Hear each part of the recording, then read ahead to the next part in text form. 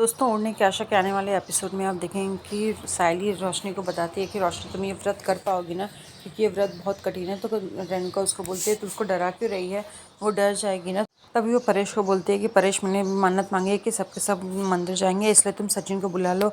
तो वो बोलता है कि सचिन तो काम पे गया ना। तो सायली को बोलते है तू बुला, तू बुलाएगी तो वो आ जाएगा। वैसे भी आजकल वो तेरी ही बात सुनता है। तो सायली बोलती है नहीं, अगर वो काम पे गया होगा तो मेरी बात भी नहीं सुनेगा।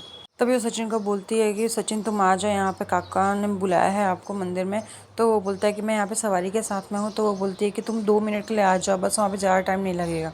लेकिन सचिन आनाकानी करता है। तो वो बोलते है कि मैं काका को फ़ोन दूँ क्या। तो वो बोलता है अच्छा ठीक है, रहने दो, मैं आ रहा हूँ 10 मिनट के लिए। दूसरी तरफ मंदिर में रोशनी की सारी परीक्षाएं स्टार्ट होती है, एक के बाद एक। रेणुका उससे काम करवाती है। वो बोलती है कि तुझे ये सारे परिश्रम करने पड़ेंगे, लेकिन रोशनी इसके लिए बिल्कुल तैयार नहीं होती है।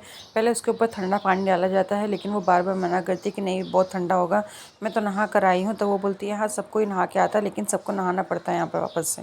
फिर मंदिर में आकर रेणुका उससे बोलती है उठक बैठक करने को। वो 51 उठक बैठक करती है। फिर रेणुका उससे बोलती है दंडवत प्रणाम करने के लिए, जो कि उसको नहीं आता। तो वो सायली को बोलती है कि सायली तू समझा, तुझे तो सब आता है ना इसको। तभी सचिन मंदिर पहुंचता है। वो काका को बोलता है कि काका, मैं मुझे नहीं समझ में आ रहा कि हम यहाँ पे करेंगे तो उससे दुबई के पापा उसके वापस आ जाएंगे क्या। तभी उसको बोला जाता है कि हाँ, आगे का चलो कार्यक्रम पूरा करते हैं। वो बोलती है कि तुम्हें हाथ पर कपूर जलाना है। रोशनी उसके लिए बहुत मना करती है, बोलती नहीं मेरा हाथ जल जाएगा। लेकिन रेणुका एक बात नहीं सुनती है। वो बोलती नहीं, सिंदूर रखकर कपूर जलाने से हाथ नहीं जलेगा। वो तुरंत उसके हाथ में लेती है और कपूर जलाना शुरू कर देती है। रोशनी को इस सब में होती है बहुत तकलीफ, लेकिन रेणुका फिर अभी बाज नहीं आती है। वो बोलती है आगे देखो, एक अंग प्रदक्षिणा करनी है।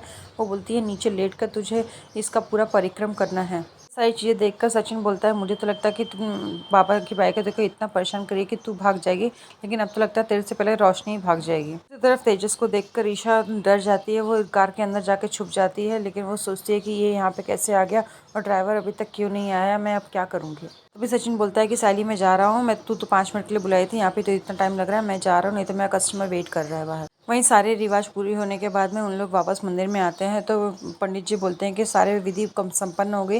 रेणुका बोलती है हाँ संपन्न हो गई। तो पंडित जी बोलते हैं तुम ये पूरा व्रत कर पाओगे। तो रेणुका बोलती है हाँ, मैं इससे करवाऊंगी ना, आप चिंता मत करिए, ये सारा विधि संपन्न करेगी।